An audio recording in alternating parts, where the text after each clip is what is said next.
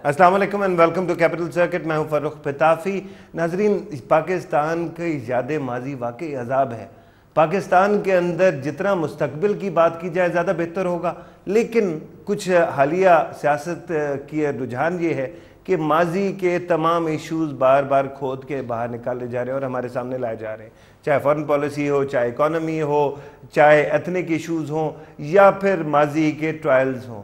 तो आज हमने कहा कि माजी की भी बात करते हैं। हमारे साथ जो शख्सियत है वो फॉरेन पॉलिसी पे भी बोल सकते हैं, वो एथनिक पॉलिसी पे भी बोल सकते हैं, वो जमहूरियत के एस्पेक्ट्स पे भी बोल सकते हैं, क्योंकि ना सिर्फ उनके वालिद पाकिस्तान के पहले मार्शल एडमिनिस्ट्रेटर थे, बल्कि उसके साथ साथ वो 13वीं दफ़ा जब हमारी असम्बली 13वें जो हमारे स्पीकर हैं वो चार्ज भी उनके पास था। मेरे साथ तशरीफ़ रखते हैं जनाब आज गौहर अयूब खान साहब। बहुत बहुत शुक्रिया सर तशरीफ़ लाने का। बहुत शुक्रिया सर। मैं सबसे पहले सूबा हज़ारा से शुरू कर दूं अगर आप इजाज़त दें। सूबा हज़ारा के बारे में जो बात हो रही है, Y now, Y so much? इस तरह है कि पूरा देखना, खित्ते को देखना है। ठीक है, जब अंग्रेज़ आए तो उन्होंने बंगाल पे जब कब्जा किया तो बंगाल एक आज़ाद रियासत थी। ठीक है, उसको उन्होंने सूबा बना दिया। ओहद आए, उसको कब्जा किया, ओहद को सूबा बना दिया। नीचे मैसूर में टिप्पू सुल्तान की रियासत थी आज़ाद, उसको सूबा बना दिया। पंजाब जो था रंजीत सिंह की रियासत थी आज़ाद, उसको सूबा बना दिया। और उस वक्त हज़ारा एक सूबा था।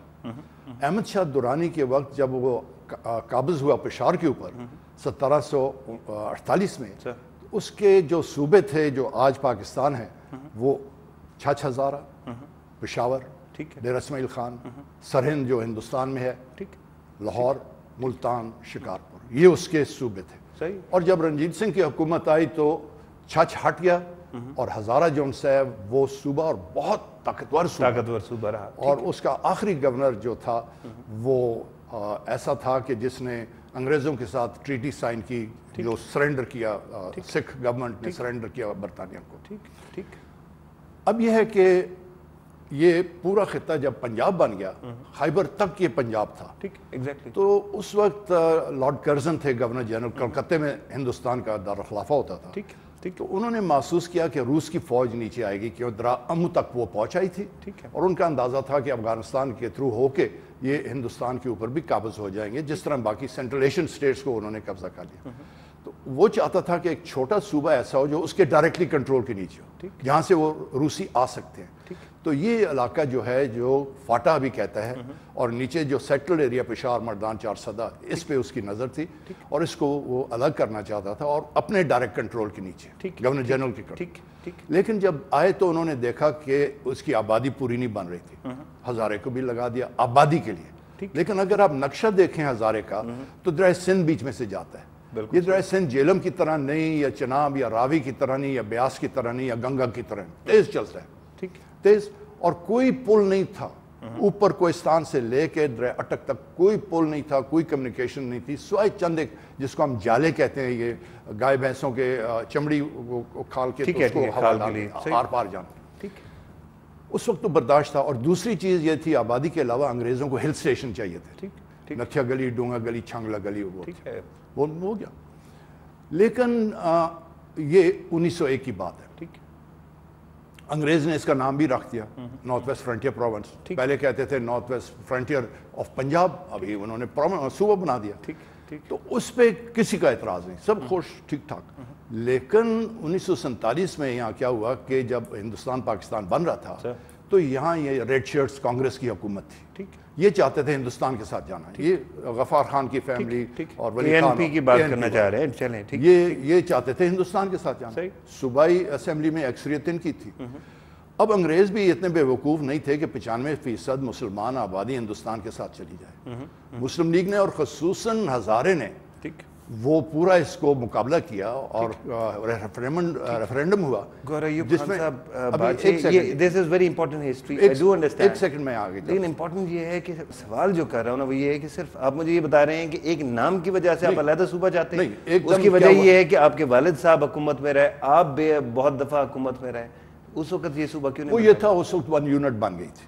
میرے والد سے پہلے جو ان سی ہے 56 کے کانسٹیٹیوشن میں، کیونکہ ایسٹ پاکستان کی آبادی ہمارے سے زیادہ تھی، وہ اگر زیادہ ہے تو ہر دفعہ ووٹ لے کے وہ کہیں گے ٹھیک ہے جی ہماری آبادی زیادہ ہے آپ سے، یہ ہمارے اتنے ممبر آ گئے ہیں، جس طرح 1970 کے الیکشن میں آئے تو انہیں کنٹرول کرنے کے لیے 1 یونٹ بنا دیا گیا، 1 یونٹ بنا کے برابری ہو ایسٹ ویسٹ کی. لیکن یہ جو جس طرح آپ نے بڑا اچھا سوال کیا ابھی کیوں، ایبٹ آباد میں 12 اپریل کو پچھلے سال ایک جلسہ ہو رہا تھا، ٹھیک، وہاں چوک ہے ایک، فورا چوک اس کو کہتے ہیں. وہاں جب جلسہ ہوا اے این پی کی گورنمنٹ نے کیا کہ 6 یا 8 بطر بند گاڑیاں بھیج دی پشاور سے، 1500 ریزرو پولیس بھیج دی، مجھے یاد ہے وہ گولی چلی، 1500 گولیاں چلی، ہمارے 13 لوگ شہید ہوئے، 250 زخمی ہوئے. اس سے ایک چیز بڑھ گئی. یہ دیکھیں کہ انہوں نے جو سی ریزرو پولیس جو سی سوابی مردان 4 صدے سے منگائی، ہزارے کی پولیس کو پیچھے کیا، 1500 گولیاں چلائیں، 13 ہمارے آدمی شہید کیے، 250 زخمی کیے. یہ انگریزوں کے وقت جلن والا باغ جو بریگیڈیئر ڈائر کا تھا اس سے حد نکل گئی. اس سے انہوں نے کہا لوگ کہتے ہیں کہ وہ موومنٹ جو تھی وہ بھی ایجنسیز کی طرف سے تھی، کیونکہ they were highly skeptical of People's Party ANP coming together and making a law or renaming a province. Not at all. بالکل یہ چیز درست نہیں ہے. ایجنسیز کی کیا چیز ہے، ایجنسیز اتنا جلدی کر بھی نہیں ریاکٹ بھی نہیں کر سکتی تھی. جو سچویشن ایک دم اسی دن بڑھ گئی، اور یہاں تک ہو گیا کہ صرف ایک دفعہ چیف منسٹر ہوتی صاحب گئے ہیں ایوب میڈیکل کالج، جب ایبٹ آباد کے لوگوں کو پتہ چلا وہ ایک دم ایوب میڈیکل کالج کے سامنے پہنچ گئے. انہوں نے کہا جی آدھے گھنٹے میں آپ جائیں نہیں تو ہم داخل ہو جائیں گے اندر. انہوں نے چھوڑنا پڑا. آج تک چیف منسٹر ہزارے میں داخل نہیں ہو سکا. چیف منسٹر ہزارے میں داخل نہیں ہو سکا. اچھا، پھر بعد میں نام چینج ہونے کی بات آتی ہے اور اس کے اوپر میاں نواز شریف صاحب تھوڑا سا کنفرنٹ کرتے ہیں، اینڈ میں یہ کیا نام بنا لیا، خیبر پختونخوا. ہزارہ پختونخوا ہوتا تو سمجھ آتا ہے، خیبر پختونخوا. میرا خیال ہے اگر ہزارہ پختونخوا کرتے تو چل جاتی بات، چل جاتی، ٹھیک، مان جاتے سارے، مان جاتی بات، نہ وہ جلسہ ہوتا، نہ کوئی خون خواری ہوتی، نہ اس طرح کی ایجیٹیشن ہوتی. لیکن میرے خیال ہے ان کے ایڈوائزرز کوئی ایسے تھے جنہوں نے خیبر پختونخوا کر دیا. ٹھیک ہے، صرف ان کے ایڈوائزرز، کیونکہ آپ کی پارٹی بھی تو تھی نا ریپریزنٹڈ 18 امینڈمنٹ کی، اس میں تھی، لیکن جو فائنل فیصلہ انہوں نے کیا وہ اے این پی اور مسلم لیگ نون کے درمیان میں تھا. اس میں انہوں نے آپ کی پریزنس موجود ہو اور آپ لوگ ویٹو نہ کر سکے. کتنے تھوڑے سے آدمی تھے، زیادہ نہیں. وسیم سجاد صاحب تھے، بے شمار والوں، وہ آبجیکٹ کر رہے تھے. لیکن خیبر ساتھ پختونخوا کے خیبر تو فاٹا میں ہے. ہاں بالکل، صوبے کا تعلق بنتی نہیں تھی. جو علاقہ ایک الگ تھلگ ہے اور ہسٹورکلی تھا اور صوبہ تھا، اس کا نام رکھتے تو ٹھیک ہو جاتا. ٹھیک ہے، لیکن چلیں اب اس کا کیا طریقہ ہے، سولوشن کیا ہے اس امپاس کا؟ اس وقت بننا چاہیے، صوبہ بننا چاہیے، ایتھنک پروونس بننا چاہیے. جب ہندوستان پاکستان آزاد ہوئے تو ہندوستان میں 4 سٹیٹس تھی، صوبوں کو سٹیٹ کہتے ہیں. آج 29 ہیں. ہندوستان کا پنجاب ہمارے پنجاب سے تیسرے گنے پہ تھا پاپولیشن سائز میں. وہاں انہوں نے 3 صوبے بنا دیے، پنجاب، ہریانہ، ہماچل پردیش. آج تو انہوں نے کیا تو ہم نے بھی کرنا ہے. نہیں، جھارکھنڈ ادھر ایک نیا صوبہ بن رہا ہے، 14 اور صوبے بن رہے ہیں. 7 ان کے یونین ٹیریٹریز ہیں، دلی اور چندی گڑھ کے سمیت. اور وہاں تو ہے نا. اچھا، افغانستان میں چھوٹا سا ملک ہے. نہیں، یو پی کی جو پاپولیشن ہے وہ پورے پاکستان سے زیادہ ہے. نہیں تو وہاں تو مجبوری ہے. نہیں، یو پی کی پاپولیشن جس کو اتر پردیش کہتے ہیں، اس کی پاپولیشن جو 14 کروڑ ہے. 20 کروڑ کا پروجیکشن. 14 کروڑ. اب آپ دیکھیں افغانستان کا ہے، وہاں جو 34 صوبے ہیں. ایران میں 36 صوبے ہیں.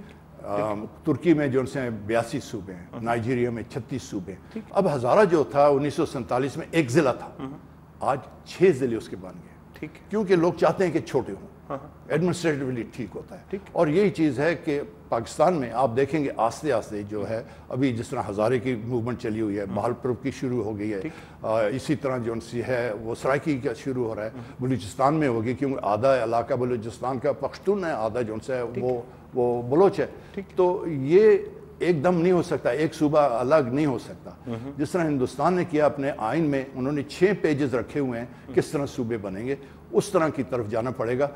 ایک لسانی بنیاد، دوسرا جغرافی اور تیسرا انتظامی. یہ چیزیں انتظامی کی بات کر لیتے ہیں. ایڈمنسٹریٹو آپ نے پہلے بھی کہا، انتظامی کیوں نہیں بن سکتے؟ ایتھنک کیوں بار بار ہم بات کرتے ہیں؟ وہ اس طرح کہ کئی دفعہ ایک علاقے میں زبان ایسی بولی جاتی ہے جس کو ہوتا ہے. اب جس طرح آپ نے یو پی کی بات کی، اتر پردیش کی، سب سے بڑا صوبہ ہندوستان کا، لیکن سب سے چھوٹا صوبہ جو ان سے ہے سکم میں، 5.5 لاکھ کی آبادی ہے۔ یہ کہنا کہ بڑا چھوٹا، یہ پیسے کدھر سے آئیں گے؟ یہ تو پاکستان کا بھی کہتے ہیں کدھر سے پیسے آئیں، آگے جدھر سے بھی آئیں۔ نہیں، وہ آبادی کا تو مجھے سمجھ آتا ہے کیونکہ بلوچستان ہمارے 44% بنتا ہے اور اس کی پاپولیشن بہت ہی کم ہے، لیکن I was talking about administrative صوبے۔ اس کی وجہ یہ ہے کہ اگر آپ ایتھنک کرتے ہیں ہمارے ملک میں پہلی ایتھنک ٹینشنز بہت زیادہ ہیں۔ کیا یہ نہیں ہو سکتا کہ ایک سرائکی سے کمپیٹ کرے، ایک پنجابی سے کمپیٹ کرے، ایک ہزارہ سے کمپیٹ کرے اور پشتون سے کرے؟ ابھی آپ دیکھیں ہر کوئی جو آپ کی ٹاک شوز ہوتی ہیں، بلوچستان جا رہا ہے، بلوچستان جا رہا ہے، بلوچستان جا رہا ہے، حالات خراب ہے سر ویسے۔